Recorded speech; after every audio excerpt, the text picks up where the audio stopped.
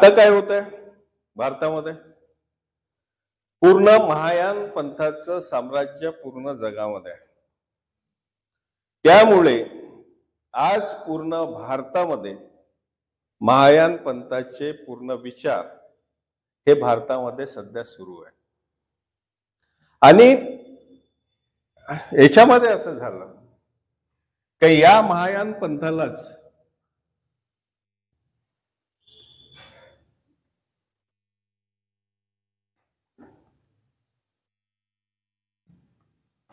याच्यातून अनेक पंथाची निर्मिती झाली. मंत्रयान, तंत्रयान, आणि या महायान पंथाला जसं सावरकर माहित आहे ना, विनायक दामोदर सावरकर आणि दलाई लामा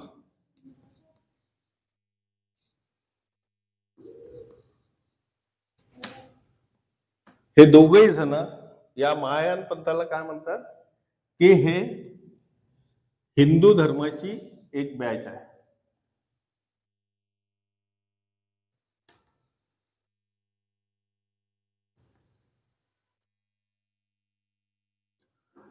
म्हणजे महायान पंथ हा कशाची ब्रँच आहे? हिंदू धर्माची. आणि त्यांनी साबितही केलंय, कारण की याच्यामध्ये कपोल कल्पना ईश्वराला, म्हणजे बुद्ध म्हणजे ईश्वर झाला, त्याच्यासाठी कर्मकांड केल्याने ईश्वर प्राप्त होतो ही भावना निर्माण झाली, जी आज बिहारामध्ये सुरू आहे. या भावनेच्या माध्यमातून यांनी याला हिंदू धर्माची एक ब्रँच म्हटलं महायान पंथाला. महायान पंथाला म्हणण्यापेक्षा बौद्ध धर्माला, म्हणजे बौद्ध धर्म म्हणजे हिंदू धर्माची एक ब्रँच आहे. सावरकरही म्हणतात आणि दलाई लामा पण म्हणतो. आता दलाई लामा म्हणतो तर बाकीचे इतर देशातले लोकही म्हणत असतील, कारण का बौद्ध धर्माचा उगम कुठे झाला? भारतात झाला. परंतु एक प्रश्न निर्माण होते आपल्या समोर की डॉक्टर बाबासाहेब आंबेडकर मग असा आम्हाला हिंदू धर्माची शाखा असलेला बौद्ध धर्म आम्हाला देतील का? नाही देतील ना, कारण की त्यांनी ज्याच्यामध्ये समानता नाही, ज्याच्यामध्ये वर्णभेद व्यवस्था आहे, ज्याच्यामध्ये एका मनुष्याची दुसऱ्या मनुष्याबरोबर समानता नाही, अधिकार नाही, तर असे धर्माची पद्धत जे असलेली, रूढ पद्धत असलेला धर्म बाबासाहेब आम्हाला देतील का? म्हणून डॉक्टर बाबासाहेब आंबेडकरांनी आम्हाला बुद्धाचा धर्म नाही दिला, हा धम्म दिला.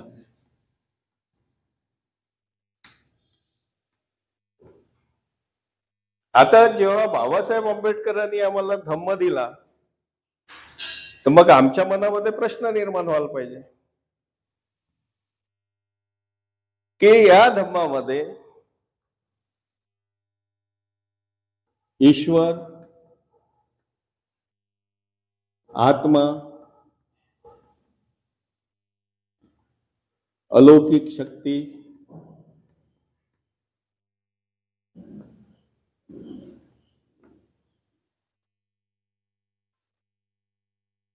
चमत्कारिक शक्ती,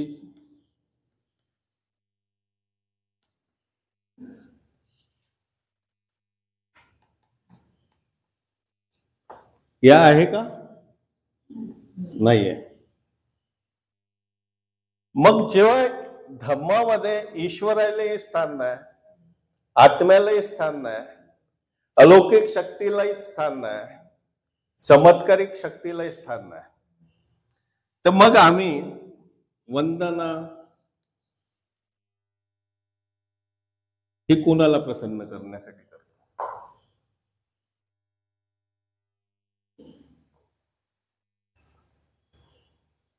करतो ना आपण वंदना?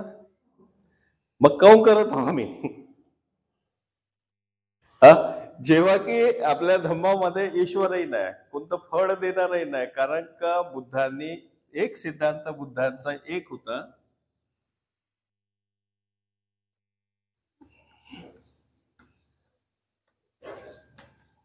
अत्तदीप भव. हा सिद्धांत धम्माच्या माध्यमातून बुद्धांनी सांगितला की स्वतःचे मार्गदर्शक तुम्ही स्वतः बना. मग हे योग्य आहे का?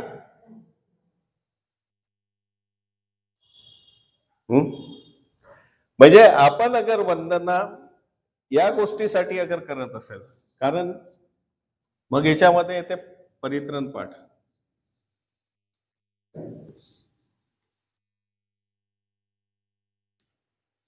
आता हे परित्रण पाठामधल्या गाथा माहित आहे का तुम्हाला?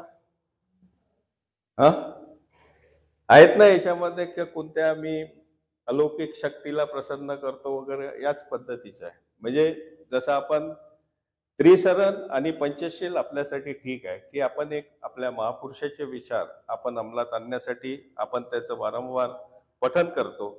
आपल्या मनात आले पाहिजे, आपल्या आचरणात आले पाहिजे, म्हणून आपण पंचशील ठीक आहे, पंचशील पर्यंत. परंतु त्याच्यानंतर मग बुद्ध वंदना सुरू होते, धम्मवंदना सुरू होते, मग संघवंदना सुरू होते. तर बुद्ध वंदनेमध्ये काय आहे? बुद्ध वंदनेमध्ये बुद्धाची स्तुती आहे, की बुद्ध या पद्धतीचे होते, बुद्ध असे होते, बुद्ध तसे होते. त्याच्यानंतर धम्मवंदनेमध्ये धम्माची स्तुती आहे, बुद्धांचा धम्म असा होता, बुद्धाचा धम्म तसा होता. आणि संघवंदनेमध्ये बुद्धाच्या संघाची स्तुती आहे, म्हणजे बुद्धाचा संघ असा होता. तर आपण फक्त स्तुती करतो. या स्तुतीच्या माध्यमातून आपण काही घेऊ शकतो का त्यांचा? तर आपण त्याच्याऐवजी बुद्धाच्या बाबतीत आपल्याला माहित आहे, बुद्धाची स्तुतीच माहित नाही आपल्याला, कारण का बुद्धाचं आपल्याला चरित्र माहित आहे, बुद्धाचे विचार माहित आहेत आपल्याला. धम्माच्या बाबतीमध्ये बुद्धाचे विचार माहित आहे, आणि संघाच्या बाबतीमध्ये बुद्धाचे विचार आम्ही एवढे वर्ष ऐकतो, परंतु आमचा घरचा संघ तरी आम्ही मजबूत करू शकतो का? आज भावा बहिणीमध्ये आपले संबंध बरोबर नाही, पती पत्नीमध्ये नाही, वडील आणि मुलांमध्ये नाही. तर या सर्व गोष्टी आम्ही सोडून देतो. आम्ही निव्वळ वंदना याच्यासाठी करतो, म्हणजे आम्हालाही माहित नाही. आणि याच्यामध्ये एक जयमंगल अष्टगाथा येते, ते जयमंगल अष्टगाथेमध्ये तर पूर्ण चमत्कारच सांगितले. मग आम्ही परित्रण पाठ करून हे का सिद्ध करतो? बुद्धाच्या काळात परित्रण पाठ नव्हतं. हे परित्रण पाठाची इथून आयडिया आली का जसं त्याची सत्यनारायणाची कथा असते, तर त्या पद्धतीचं हे परित्रण पाठ आम्ही करायला जातो. कारण का आता एवढ्या लवकर लोकांच्या मनातून या गोष्टी निघणार नाही, परंतु आम्ही त्याला परित्रण पाठ नाही म्हणतो. आमच्या 10 किंवा 12 मिनिटाच्या गाथा असतात आणि 45 ते 50 मिनिटाचं आमचं प्रबोधन असतं. प्रबोधनही या पद्धतीचं असते की जेणेकरून आपण कुणाच्या घरी गेल्याच्या नंतर आपल्याला त्याच्या घरच्या थोड्या समस्याच्या विषयी आपल्याला कल्पना येते, का त्याच्या घरामध्ये इतर लोकांशी त्याचे संबंध कसे चांगले राहतील, त्याच्या घरातल्या मुलांनी शिक्षणाकडे त्याचा कल कसा जाईल, आणि त्यांच्या घरामधले कधी भांडण किंवा कलह किंवा तंटा निर्माण नाही होणार, याविषयी आम्ही धम्माच्या माध्यमातून त्यांना देशना देतो. हे परित्रण पाठ म्हणजे शुद्ध स्वरूपामध्ये एक सत्यनारायणाची कथा. पुरोहित येतो, तो आपले मंत्र म्हणतो, सर्व दान घेऊन चाललाय. तर या सर्व गोष्टी बाबासाहेब आंबेडकरांनी आम्हाला सांगितल्या, आम्हाला दिल्या नाही. बाबासाहेब आंबेडकरांनी ज्या गोष्टी आम्हाला दिल्या त्या गोष्टी आम्ही सोडून दिल्या. बुद्ध आणि धम्म हा जो ग्रंथ आहे, बाबासाहेबांना संविधान लिहायला 2.5 वर्षाच्या जवळपास लागले. त्याच्यानंतर बुद्ध आणि धम्म ग्रंथ लिहिण्यासाठी बाबासाहेबांना 5 वर्षाच्या वरचा कालावधी लागला. 5 वर्ष 6 महिने 11 दिवस, 2 वर्ष संविधानासाठी. बुद्धान धम्मग्रंथ 5 वर्ष 6 वर्ष एवढा कालावधी कशासाठी लागला बाबा? तेव्हा बुद्ध धर्माचे 32 ग्रंथ होते.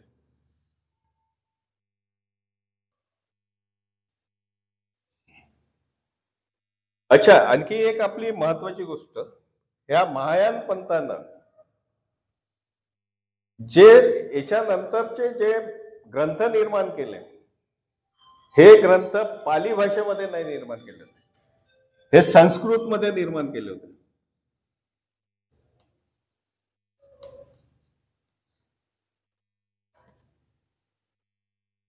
आता हे संस्कृत भाषेमध्ये हे ग्रंथ निर्माण केले होते. त्याच्यानंतर याचं मग पालीमध्ये अजून हे झालं, ट्रान्सलेट झालं श्रीलंकेला. तर हे संस्कृत मध्ये निर्माण करण्या, संस्कृत हा शब्द आल्याबरोबर हे षड्यंत्राची आपल्याला माहिती पडते की यांना बुद्धाचे मुख्य विचार नष्ट करण्याचे. आणि आजही आपण या महायान पंथाप्रमाणे आज वागत आहोत. 1956 मध्ये जेव्हा बाबासाहेब आंबेडकरांनी आम्हाला बुद्धाचा धम्म दिला आणि या धम्माचं आचरण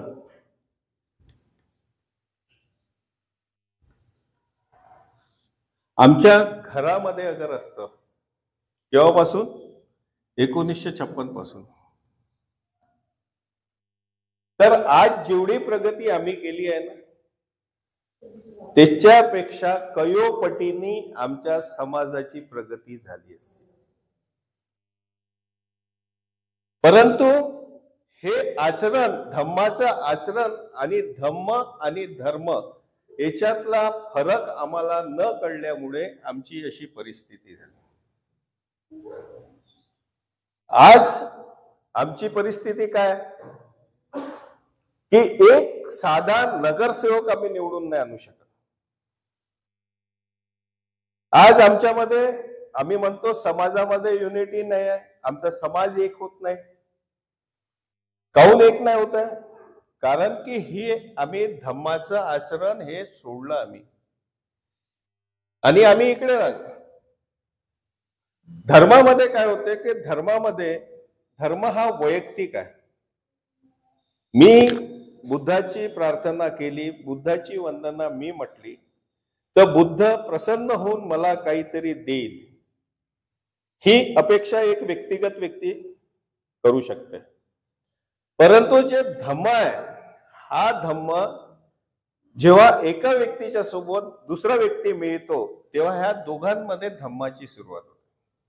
म्हणजेच धम्म हा सामाजिक आहे. हा आपण याच्यातला फरक नेहमी आपण लक्षात घेतला पाहिजे. आज आमच्या समाजामध्ये एवढे गट आहे, एवढे तुकडे आहे, आमच्या घराघरामध्येच एवढे तुकडे आहे की काही काही घरामध्ये 1500 स्क्वेअर फूटचा प्लॉट जरी असेल तर त्याच्यामध्ये 750 मध्ये एक भिंत उभी आहे. इकडचं फुल तिकडे नाही पडलं पाहिजे. आता फुलही ते झाडाचं फुल राहते, परंतु झाड अगर इकडच्या कंपाऊंड मध्ये लागलं असेल ना, फुल तिकडे पडलं असेल तरी भांडणं होतं. तर एवढी आमच्यामध्ये जो एकमेकांच्या विषयी एवढा द्वेष निर्माण झाला, हा का निर्माण झाला? कारण का आमच्या धम्माच्या आचरणामध्ये तर या गोष्टी आहे नाही. या धम्माचं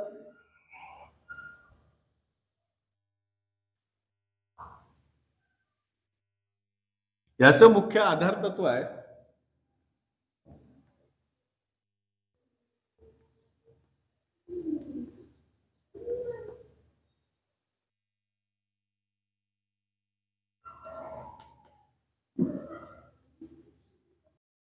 याचं पहिलं आधार तत्व आहे धम्माचं, एका व्यक्तीचे दुसऱ्या व्यक्तीशी संबंध कसे असले पाहिजे. आणि दुसरं आधार तत्व आहे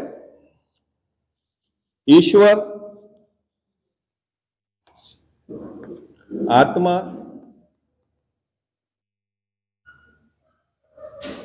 अलौकिक शक्ती,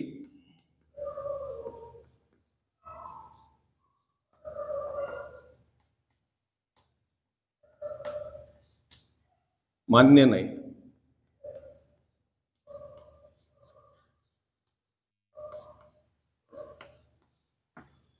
आता प्रत्येकाने विचार करा, आपण स्वतःला बुद्धिस्ट समजतो,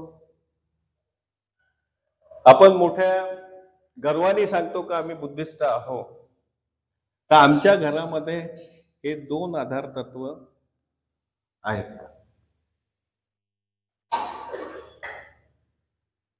आहेत? आम्ही इथं या पहिल्या आधार तत्वामध्ये जे घरातले पती पत्नी आहे त्यांचे संबंध एकमेकाशी समर्पणाचे, समानतेचे, न्यायाचे, मैत्रीचे, बंधुभावाचे आहेत. आपले मुलांशी संबंध या पद्धतीचे आहेत का?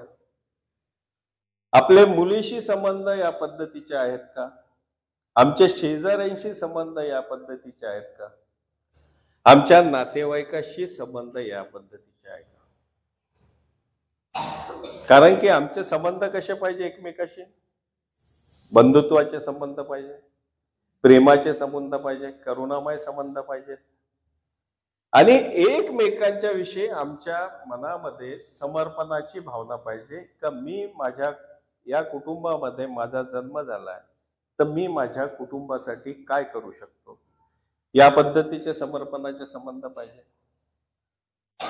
मग हे पहिलं आधार तत्व जेव्हा आमच्या घरात नाही तर आम्ही बुद्धिस्ट आहोत. दुसरं आहे ईश्वर, आत्मा, अलौकिक शक्ती मान्य नाही, चमत्कारिक शक्ती मान्य नाही. आम्ही याच्यामध्ये ईश्वराच्या ठिकाणी ठीक आहे 33 कोटी म्हणून कोणत्या ईश्वराची पूजा नाही करतो, परंतु इथं बुद्धालाच ईश्वर आपण मानतो. बुद्धालाच आपण ईश्वराचा दर्जा दिला. नंतर बुद्धही आपल्याला थोड्या प्रमाणात कमी पडले तर आपण मग ताजुद्दीन, थोडी कमी पडल्या तर मग कधी आपण वित्तू बाबा, थोडी कमी पडते आम्हाला तर मग आम्ही कधी बाबा फरीद, तेही कमी पडते तर मग आता हे पुरुष देव झाले तर मग आणखी महिला देवही पाहिजे तर मग कोणत्या माता. तर या सर्व गोष्टी जेव्हा आम्हाला धम्मामध्ये या गोष्टी मानायच्या नाही आणि या भीतीतूनच हे आपण मानतो, कशामुळे? भीतीमुळे. आणि ब्राह्मण नेहमी प्रत्येकाच्या मनामध्ये भीती निर्माण करत असतो. तो नवीन नवीन फॉर्म्युले टाकत असतो ना, त्याच्यावरती आपण चालत असतो. हे भीती सर्वप्रथम या जगामध्ये अगर दूर झाली असेल तर बुद्धानंतर बाबासाहेब आंबेडकर. कारण की डॉक्टर बाबासाहेब आंबेडकरांच्या ज्या 22 प्रतिज्ञा आहे, या 22 प्रतिज्ञामधून पहिल्या 8 प्रतिज्ञाचा सारांश आहे. इथून निघा तुम्ही. काही लोक म्हणतात मग भंतेजी तुम्ही तर म्हटलं, बाबासाहेब आंबेडकरांनी तर म्हटलंच नाही, रामकृष्ण म्हटलं, गौरी गणेश गणपतीच म्हटलं, बाकीचे देव तर सोडून दिले. हा मग वित्तू बाबा बसते हा असे म्हणतात ना, आम्ही बाबासाहेबाचे लेकर, परंतु बाबासाहेबांनी थोडी म्हटलं का वित्तू बाबाला नाही पूजायचं, बाबासाहेबांनी थोडी म्हटलं का बाबा फरीद, शेख फरीद हे ते नाही, ताजुद्दीन नाही पूजायचं. परंतु आपण या 22 प्रतिज्ञामधला 8 प्रतिज्ञाचा आपण उद्देश समजला पाहिजे की बाबासाहेबांनी रामकृष्णाला नाही म्हटलं, गौरी गणेश गणपतीला नाही म्हटलं. ते नावानं असन, परंतु त्याच्याबद्दली जे हे अलौकिक चमत्कारिक शक्तीनुसार आपण जे पुजतो त्याला बाबासाहेबांचा विरोध. आणि ज्या व्यक्तीला बाबासाहेबांच्या 22 प्रतिज्ञा मान्य नाही, आज कोणता भिक्खू संघ 22 प्रतिज्ञावर बोलतो का? काऊन नाही बोलत? कारण का त्यालाही कुठं ना कुठं त्याला असं वाटते, त्याला त्याची क्लिअरिटी नाही झाली ना. तो या बुद्धाला बिलकुल महायान पंथाप्रमाणे तो ईश्वर समजतो. मला सांगा ना, आज अगर तुम्ही एवढी अगर हिस्ट्री समजली असेल तर हे योग्य आहे काय? कारण की इथे मूळचे जे बुद्धाचे पूर्वीचे जे मूल सिद्धांत होते ते पूर्ण नष्ट करण्यात आले आणि बाबासाहेब आंबेडकरांनी बुद्धाचे, कारण की बाबासाहेब आंबेडकरांना 5 वर्ष असेच नाही लागले तो ग्रंथ लिहायला. एवढा विचार करा, 32 ग्रंथ बुद्ध धर्माचे आहेत. त्याच्यातून चालून त्याच्यानंतर ओरिजिनल बुद्ध कसा, या गोष्टीवर बाबासाहेबांचा भर होता. म्हणून बाबासाहेबांना 5 वर्ष लागले. संविधान लिहायला नाही लागले, 2 वर्ष 11 महिने लागले. मग देशाचं संविधान लिहायला एक कमी वेळ लागला आणि धम्म ग्रंथ लिहायला बाबासाहेबांना 5 वर्षाच्या वरचा कालावधी लागला. तर या गोष्टी आम्हाला लक्षात आल्या पाहिजे. आम्ही परित्रण पाठवजी परिदेशनेचा कार्यक्रम ठेवायचा. परिदेशनेच्या कार्यक्रमामध्ये आपल्या घरच्या समस्या कशा दूर होईल धम्माच्या माध्यमातून याच्यावरती विचार करायला पाहिजे. आम्ही तिथे तेव्हा बसण्यासाठी सर्वांसाठी खुर्च्याची व्यवस्था करायला पाहिजे, जेणेकरून आपण 2-3 तास बसलो, 2-2.5 तास, तर पाय दुखले नाही पाहिजे. काही लोक देहदंडन करतात. आता आणखी याच्यामधून आजचं एक प्रेझेंट उदाहरण. आता वारीची चालू आहे तयारी, कारण का वारी उद्या सकाळी पंढरपूरला पोहोचून जाईल. आता मला एक गोष्ट सांगा, बाबासाहेबांना जेव्हा रमाईनी म्हटलं होतं की मला पंढरपूरच्या विठ्ठलाचं दर्शन घ्यायचं, तर बाबासाहेबांना माहित नव्हतं का की विठ्ठलाचं मंदिर हे पूर्वीचं बुद्ध विहार आहे म्हणून? माहित होतं ना. मग बाबासाहेबांनी नेलं का रमाईला? काऊन नाही नेलं? कारण का ते जरी बुद्धचं विहार असेल, परंतु आता त्याचं दैवीकरण झालंय. पंडे लोक तिथे आले, हिंदुत्वकरण झालंय. तर आणखी हा जो ज्या चिखलातून मी या समाजाला बाहेर काढलं, चिखलातून म्हणजे कशातून काढलं बाबासाहेबांनी? कर्मकांड, पूजापाठ, या चिखलातून मी या समाजाला बाहेर काढलं. आणि मी अगर दर्शन करायला तिथे गेलो तर हाही समाज आणखी तिथे दर्शन करायला जाईल आणि परत त्याच चिखलात फसेल. मग आता आमचे ज्ञानज्योती भंतेची वारी काढतात, तर हे योग्य आहे का? योग्य आहे?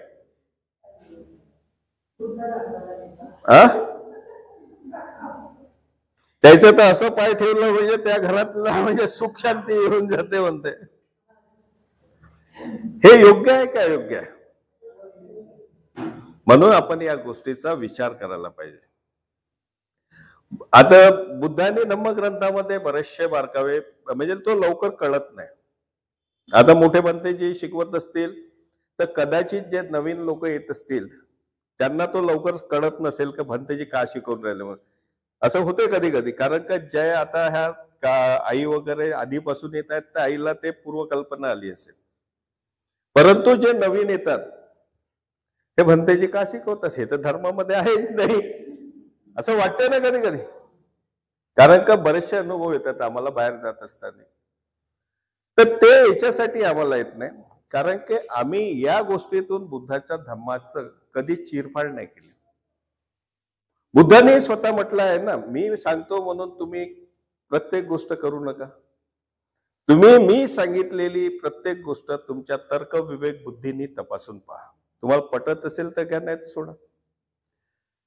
जेव्हा आपल्या ज्यांनी धम्माची चळवळ चालवणारा व्यक्ती, त्या चळवळीचा संस्थापक जेव्हा आपल्याला ही गोष्ट सांगतो, तर आपलं बुद्धिस्ट लोकांचं कर्तव्य आहे की प्रत्येक गोष्ट आपण निरखून तपासून बघितली पाहिजे.